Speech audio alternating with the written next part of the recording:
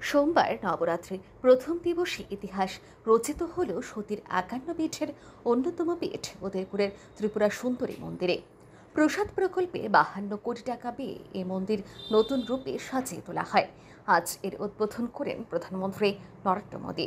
এদিন বিকেল ৩টা ৫ মিনিটে অরুণাচল প্রদেশ থেকে বায়ুসেনার বিশেষ বিমান করে আগরতলার এমবিবি বিমানবন্দরে পৌঁছন প্রধানমন্ত্রী।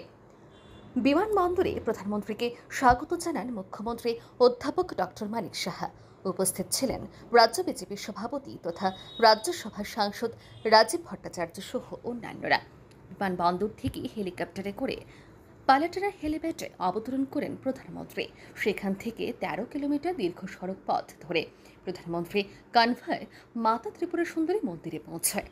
প্রধানমন্ত্রীর সাথে ছিলেন মুখ্যমন্ত্রী অধ্যাপক ডক্টর মানিক সাহা, রাজ্যের রাজ্যপাল ইন্দ্রসেনা রেড্ডি নাল্লু সহ অন্যান্যরা।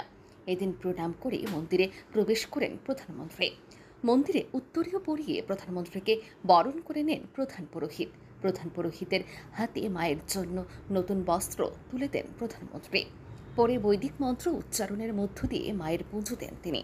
পুজো দেওয়ার পর ফলক উন্মোচন করে প্রসাদ প্রকল্পে নতুন আঙ্গিকে নির্মিত ত্রিপুরা সুন্দরী মন্দিরের উদ্বোধন করেন প্রধানমন্ত্রী নরেন্দ্র মোদী।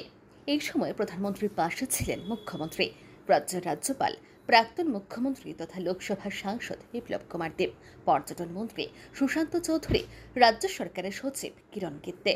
প্রধানমন্ত্রী কর্তৃক ফলক উন্মোচনের সাথে সাথে এক নতুন ইতিহাসের সাথে জুড়ে গেল রাজ্যবাসীর আধ্যাত্মিক চেতনা, আস্থা এবং শ্রদ্ধার পূর্ণভূমি মাতা ত্রিপুরা সুন্দরী মন্দিরে।